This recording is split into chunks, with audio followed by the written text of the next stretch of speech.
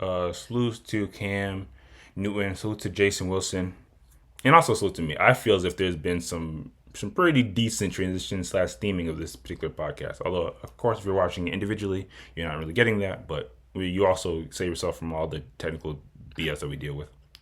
Anyway, so Jason Wilson was on Cam's show, and you know what's interesting? I do consume Cam Newton content, but I don't know if this is something he consistently does throughout his shows. So that would also kind of play a part in it. But there was a particular action or slash symbol that Cam wanted his guest to do, and he wasn't really rocking with it. Let's watch and let me see what y'all make of this. What? One love. All right. It's going to look similar like this. We got your camera or my camera right here, your camera right here, our camera right here. Mm-hmm. It's going to be one finger. Then we're going to add the pinky, then add the thumb. And when I say all together, we're going to say what? One love. You ready? Here we go. One finger. You got to do it with me, brother. That's just the sign of love. Okay, so I hear you. Can I share something else? Please. This symbol is called Mana Canuno. It's a satanic salute as well. Google it.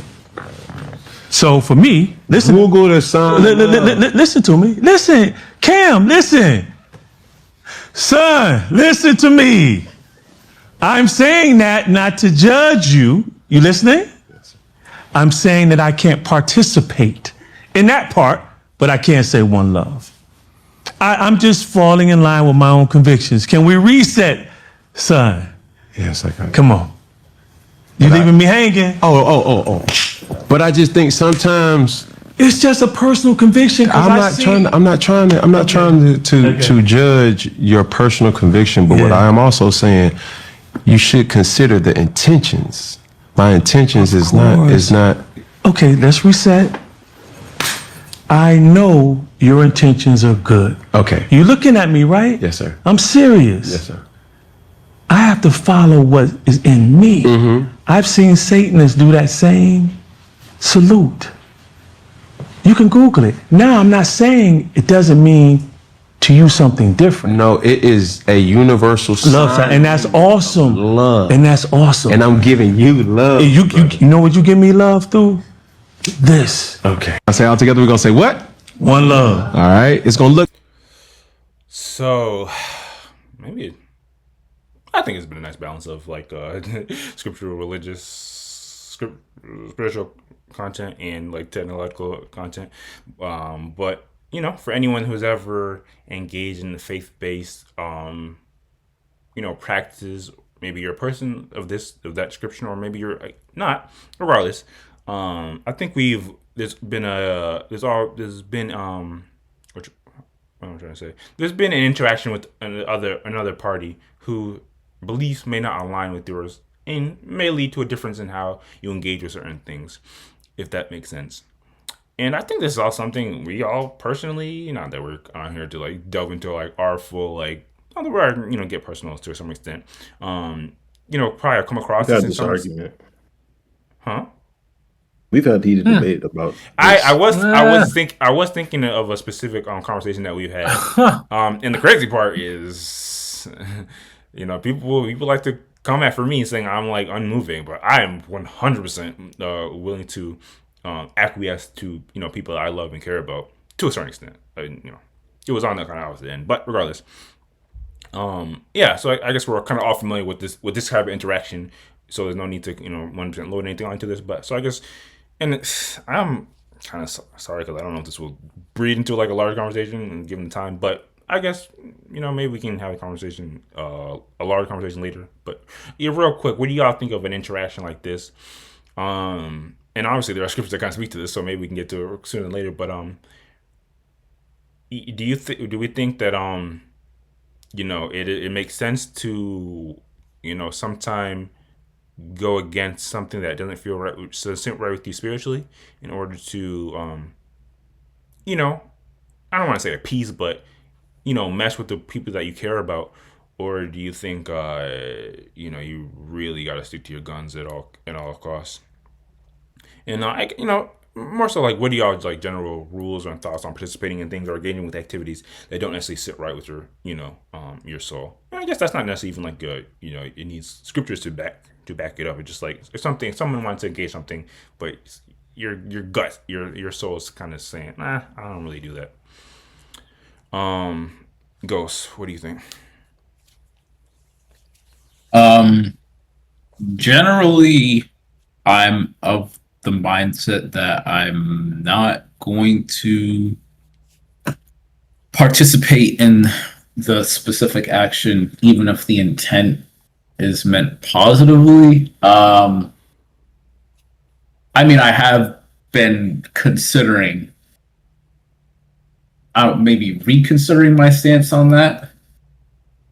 I don't know. It is difficult because I think there's a balance between standing steadfast and holding your convictions, but also there's a balance of understanding the intent behind something, and if it's a positive intent, the unintended negative side of it, I don't want to say can be overlooked, but it can kind of be forgiven. However, there also comes with that, if you're saying that negative part can be forgiven, are you just trying to make excuses to go along with this thing that you do not agree with for personal reasons? Like, for example, probably the biggest thing that, I mean, we all have experienced at some point is like family members that want to celebrate holidays like Christmas,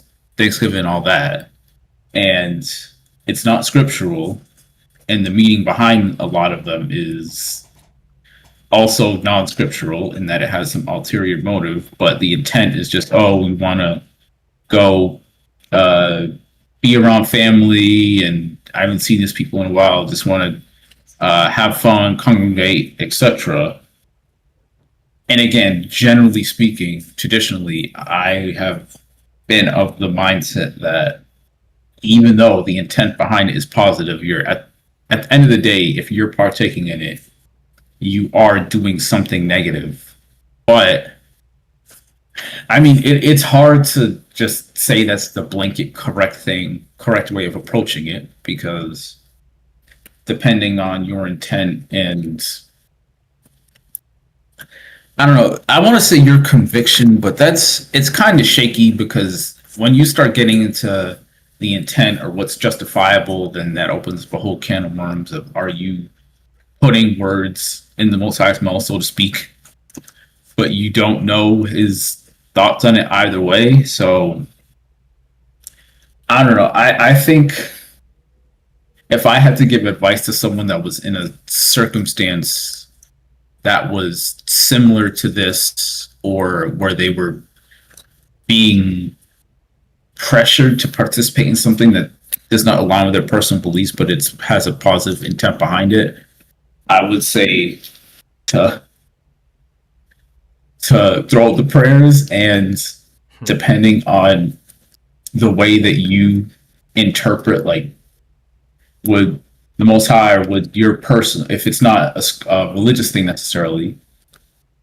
if it's whatever entity that you are answering to, in a sense, would they co-sign it, or do you co-sign it within yourself, or are deep down, are you just making an excuse because you want to participate in it? And I think that is kind of the best way, which isn't great, but I think that's the ideal way to approach a situation like that, because again, you're not going to have a direct line of communication with Most High and say, oh, okay, so this is cool, all right, got it.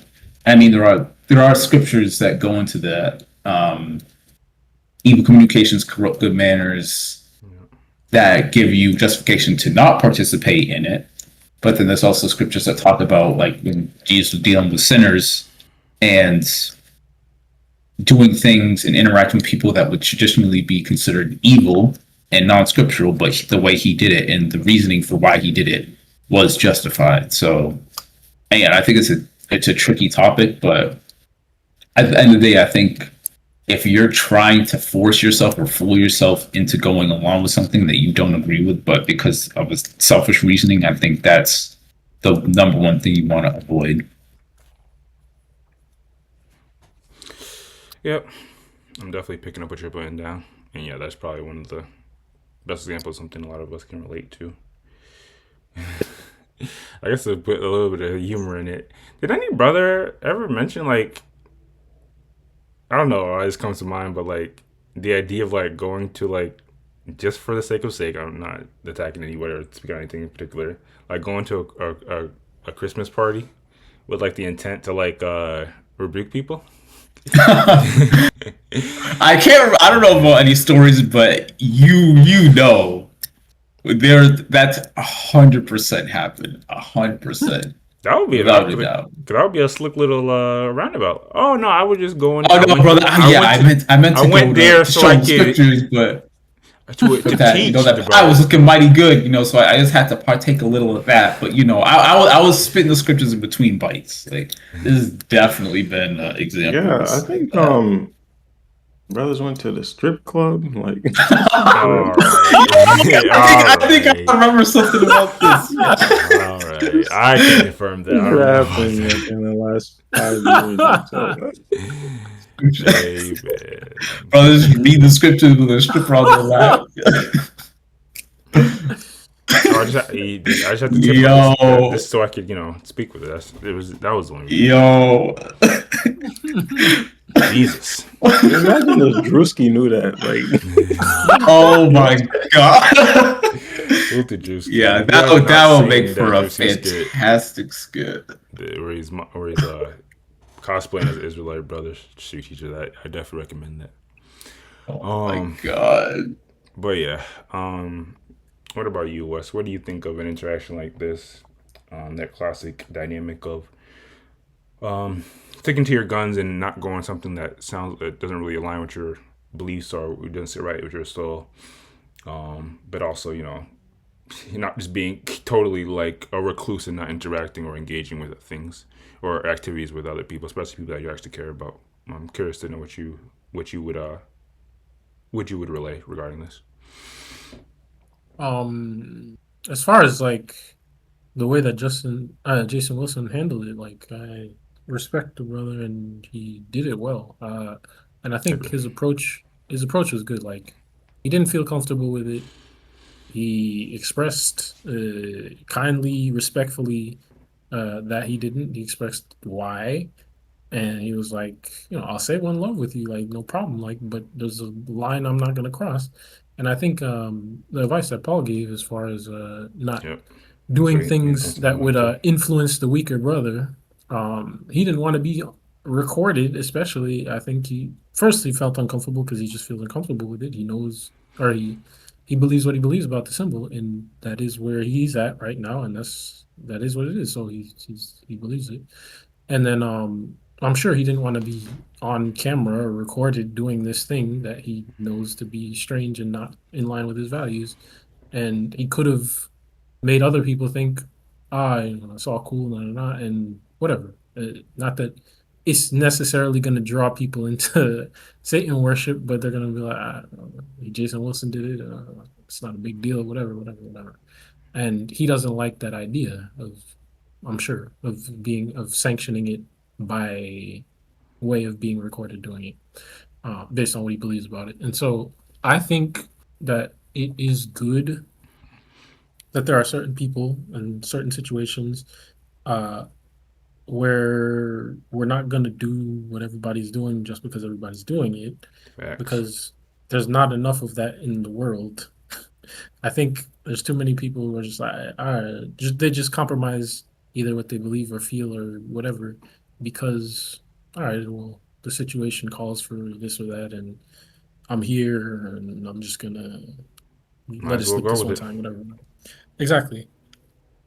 All that being said, I think there is a certain level of conviction that is at play. I think he realized that he got to a point. It's just it doesn't feel right, and that's okay. And I think if you get to that point, and it is a situation where you're, let's say, at a gathering that you might not want to go to, or because you feel that, or you might think about consider going to a gathering that you don't support. Um, if you really feel bad about it, like just to simplify it, like you're not obliged to do it just to do it. You need to continue to if it's scriptural thing, obviously, continue to read the word, continue to try to expand your depth of knowledge on the subject or whatever, talk to other people, and uh, figure out what you're gonna do next time. Like but you got to make those decisions on a case by case basis, and based on the people you're trying to interact with, based on the fruit of being there, fruit of not, or the consequences of not being there, example you can set, all these things. There's a whole bunch of factors. So to set a blanket statement, I think is kind of it can be kind of reductive. Yeah. Um, and Paul talks about the meat offered to idols as well. Like there's it really is like a case by case basis. You need to know your values. You need to know the impact of this activity or this thing on your values. And you need to know the impact of the people around in that situation. And if you feel that you're influencing anybody into a way or into doing something that you wouldn't advise them to do at their point in their faith or whatever it is, then you need to not do it. If you feel no, it's okay for this time, you want to spend time with the people, you're doing it for good reasons or okay reasons, you're not gonna I don't think you're going to be chastised for it. Like I think it needs to be something, but it needs to be something that you consider. And if you do feel, no, it was the wrong choice, you pray about it, you repent if you need to, and you'd be all right. Like it's not uh, that's where I am on it anyway. But that was definitely well said, and yeah, it's so like such a blessing. It's like obviously the way we're speaking about it, we're obviously speaking from our like experience, what we've researched through talking with one another, talking with many other people to kind of come to the general conclusion. Obviously, like you said, things largely do become case by case. But the great part about stuff like this is like, even though it can become complex still, like within our day to day lives, stuff like this is by and large talked about in the scriptures, and I think that's a point to really not forget, because I think a lot of times if we are talking about the context of scriptures, like we're not just out in this world to just like figure it out. Like we have things that we can continually look at to try to gain a better level of interpretation. Obviously, that's not to say you just read scriptures one time and you'll know how to navigate every situation in life, but it could put you in a better space to where you can feel more comfort in your conviction, one way or the other. But yeah, last but not least, Ace. What about you? What do you make of an interaction like this, in that dynamic, holding to your convictions through and through, acquiescing in some regards, if to engage with other people that you care about? What do you think? Um, the interaction itself I thought was great. Um, I Y'all I keep saying the liked interaction was just great, like and it was because the way Jason handled it. But Cam, Cam was kind of like, ugh, damn, why you gotta do this? I mean, he was certainly disappointed, but he did like even on his side, he wasn't arguing per se or like combative when he trying to get Jason Wilson to do it either, which also could have happened. So I think on both sides it was pretty much as good as it could get in terms of something like this. Just Um, a super quick question. Is this something that like he usually does with podcast guests to close out an episode or something? I'm just wondering because it seems kind of weird to just do unless it's kind of like a set thing. I don't know. Well, Watch that's this stuff. that was my disclaimer beforehand. Like I'm admittedly not familiar with this. Like it would appear so. I mean, if it seemed like it was something you would come on and like teach your guests to do at like an end, but I'm just not 100% Okay, sure. I think it's a safe assumption, but I can't be 100% sure. My apologies. gotcha. no. Yeah, the interaction I thought was good, and then yeah, sticking to your convictions. Um, I mean, I think you guys have pretty much said it. Like, in general, I think you should stick to your convictions and like thinking about this in terms of my life. Over the course of my life, that often meant having to, decide not to interact with certain people during certain holidays or whatever. Um, and uh, try to get that interaction in other ways. Um, or whatever it was, like not wanting to participate in um I don't know. I guess holidays is the most obvious example. Obviously, like Yeah. eating unclean foods and things like this too. Um, yeah, in general, I would advise just sticking to your convictions. Um, but definitely also continue to evaluate those convictions. Like I would say, That's facts. yeah, like so this is a case like this particular example would be a case where I would uh I think it would put me like give me pause for a second or try like make sure I'm not just completely shutting down what somebody's saying just because I've decided it and I'm never gonna listen to any other viewpoint per se. Like I think it's still worth hearing a person out, and if you come to the conclusion that um I should still stick to, and stay firm in what I believe, um, then yeah, you reaffirm your convictions. If you come to the conclusion that maybe I should rethink this, maybe this isn't, maybe I am thinking about this in a way that's like overdoing it or whatever. Um, then you give that up, but or you could potentially end up giving that up or whatever that might mean for the particular situation. But just like becoming uh becoming rigid in any belief system without the ability to continually think critically about it, I think that can certainly become an issue. um so yeah, just having the willingness to hear somebody out and um constantly re-examine and reevaluate why you believe the way that you believe, I think is super important. Maybe even more so than just the actions of um obeying just to obey kind of. Yeah. No, you are 100% on point to bring up that because one, it's always good to be reevaluating or just assessing rather like the reasons why you believe in things. One, it creates a shorting within yourself, and two, we can evolve our way of thinking to either a better interpretation or something that doesn't serve us or no longer. And I mean, I don't know. I like to have the belief that all my beliefs are stemming from things that I've continually analyzed and I'm sure of. But hey, man, I don't think anyone's like completely absolved or anyone's completely can avoid like some things we inherit from other people, like some belief systems, some way of life. We just that's the way we were taught it, or that's the way we've seen it. So that's what we're going to hold on to. And for a lot of aspects, that's fine, like with the basic human activities and facilities. But for some things, that I think you should definitely look at it.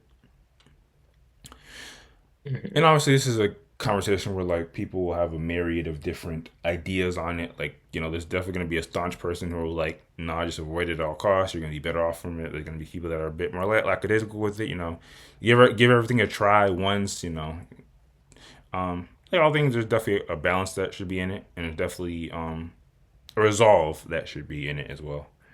And understand that this is going to be case by case. There's nothing wrong with consulting with people about it. You don't have to win anything Doing your own research is obviously gravely important, like we mentioned, and definitely, if possible, because not hyper focused on this specifically clip, but definitely if possible, especially with people you care about, um, work on communication that articulates where you're coming from, your desire to still engage in a positive relationship with the person or the activity, and yeah, if anything, a lot. I've seen times where I think we've all seen times where these type of interactions can bring people closer because you start to actually discuss why you feel this way, and oh yeah, you're right, the other person's thoughts on it as well. But obviously, we're not dismissive of the fact that it's the crazy part is, and I think the reason why we're all like keen to note like the positive interaction, like a positive example of interaction here, because I think we've all known a story or two where an interaction like this leads to like complete absolution of a relationship or things like that. So it definitely is dope when people can still, you know, be on at least a similar accord. Maybe not the same accord, but in one accord, but at least a similar accord. But salute to Jason Williams, salute to Jason. Sorry, it's getting late. Salute to Cam Newton, salute to Jason Wilson,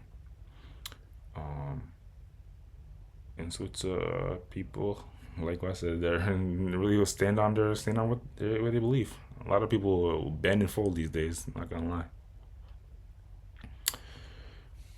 Anyway, I think that's about it.